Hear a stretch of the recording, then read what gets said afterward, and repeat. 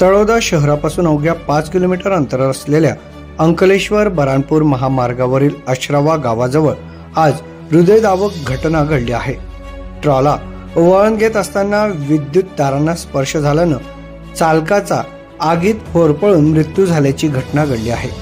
सविस्तर वृत्त असे की पंजाबहून गुजरातच्या दिशेने जाणारा ट्रॉला महाराष्ट्र राज्यातील तळोदा शहरापासून अवघ्या 5 किलोमीटर अंतर असलेल्या आश्रावा गावाजवळ वळण घेत असताना विद्युत तारांना स्पर्श झाला। यात ट्रॉलाला भीषण आग लागली। चालक कॅबिनमध्ये अडकल्यानं बाहेर निघू शकला नाही। या दुर्घटनेत ट्रॉला चालकाचा जागीच होरपळून मृत्यू झालाय। ही घटना पाहणाऱ्यांचे डोळे पाणावले होते। घटनेची माहिती कळताच महावितरणचे अधिकारी पोलीस दल घटनास्थळी दाखल झाले।